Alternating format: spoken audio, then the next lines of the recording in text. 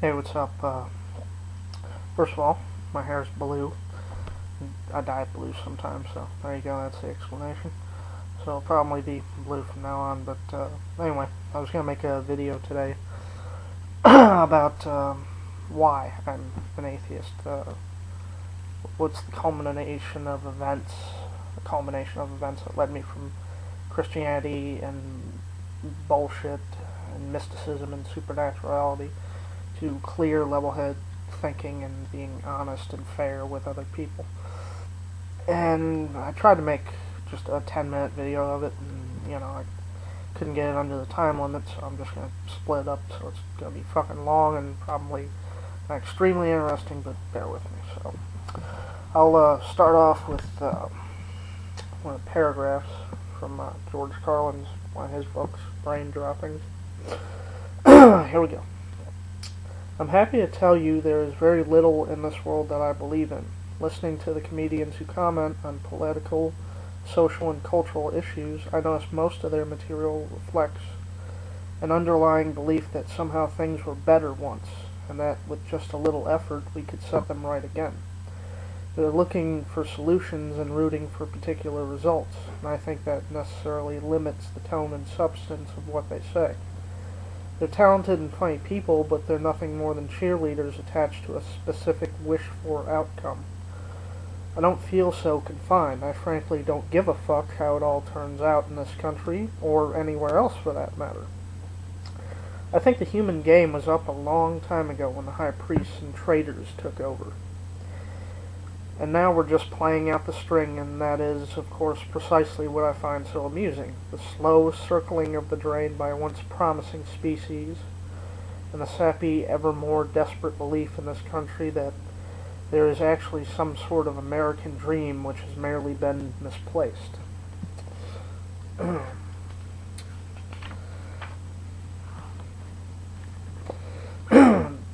The decay and disintegration of this culture is astonishingly amusing if you are emotionally detached from it. I've always viewed it from a safe distance, knowing I don't belong.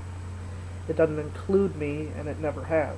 No matter how you care to define it, I do not identify with the local group, planet, species, race, nation, state, religion, party, union, club, association, neighborhood improvement committee. I have no interest in any of it.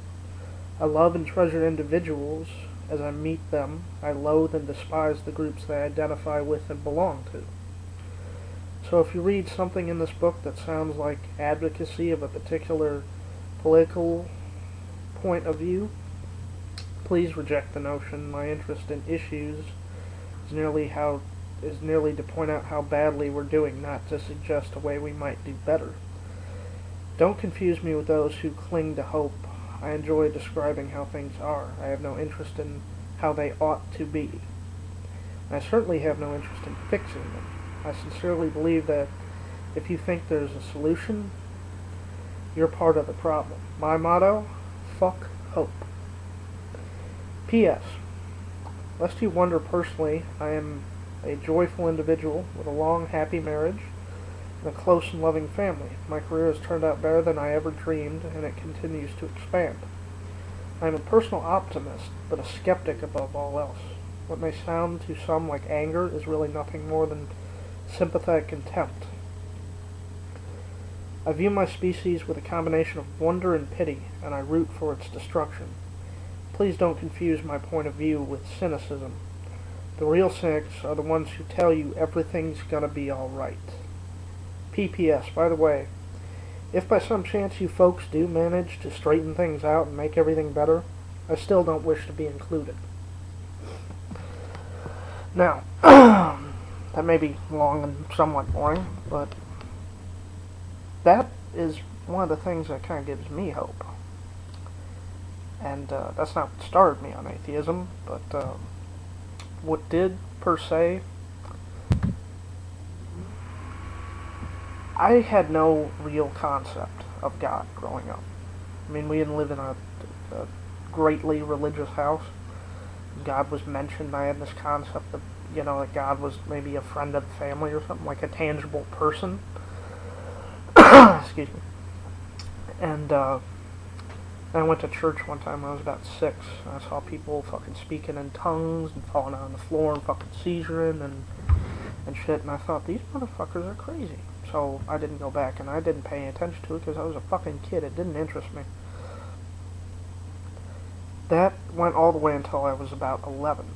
Now, at age 11, I got sent away to this foster care thing. My mom was drinking, doing drugs and shit. My sister sent me there as some sort of weird revenge scheme, but, you know, it's a long, boring fucking story, so don't ask. I'll never tell it. The first person I lived with at this foster group thing was this Jewish woman. Now, this Jewish woman was, to say the least, a cunt. I mean, this bitch hit me in the back of the head with a pair of scissors and cut my ass open. She hit me in the head with this metal fucking bowl that you put popcorn in. They had popcorn in it. I was eating the popcorn. And she said, instead of saying, you know, oh, we're about to eat lunch, don't eat that, you know, you'll be too full. She just comes up, takes the bowl, and conk, blanks me over the fucking head with it. She dragged me down the goddamn hallway by one arm, nearly broke my fucking arm, monitored my phone calls, and when I was 11, this around the time that movie Alien Resurrection came out, that shitty, horrible movie that we all try to forget about. But they had the little toy line out of the aliens and shit, with the little acid all over their face and the little battle scars and shit, so I like to play with them. She took them from me the day I got there and told me because I believed in aliens, I was going to hell. There's no such thing. I swear this is fucking crazy, but totally true. She said, there's no such thing as magic men in the sky. There's only God. Now, I'm 11. I heard of God and whatnot, but I never really heard of hell before, you know. Maybe I did, but I just didn't pay attention, so I asked, what's hell? And she's like, it's the place where you're going to burn forever. There's fire and torture, and the devil's going to get you. So naturally, it scared the fuck out of me. I got out of there, and, you know, I had this weird fucking concept for a while that maybe there was a God, but I was gonna, like, take up some sort of arms against him. I believed there was a God, and maybe I could fight against him, since he was such an evil prick, sending people to hell and shit.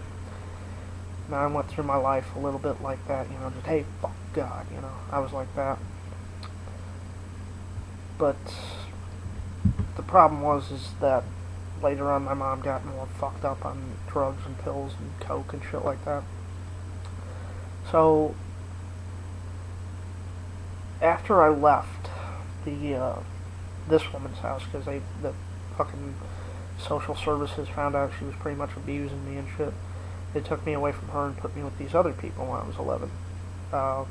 And they were great people at the time. They were real religious and shit, and I at first got into it, you know, thinking it was all good and whatnot and everything.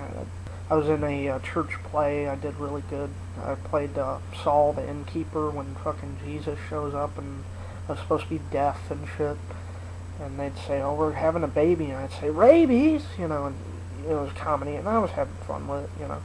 I was into the Christian religion. But later, when my mom got more fucked up, I volunteered to go back to this place, because I was about 16 at this point. And what happened was I got there, and these people, for some reason, I guess, I don't know what happened, they totally just flipped, you know. I got there, and I was going to church and whatnot with them, and I started believing again, you know. Before this, I was, you know, like, fuck God, and I'm going to take up arms against God. I believed there was a God, but, you know, I was going to fight him, you know, one day, like I was going to be the Antichrist or something. Then I got there, and I, you know, started thinking, well, maybe I'm wrong, you know, maybe, you know, there was a time, this is really fucked up, where God was I thought God was sending me signals through the fucking radio. Sounds strange, I'll explain in the next video. So anyway, go check that one out, and peace for right now. So end of part 1.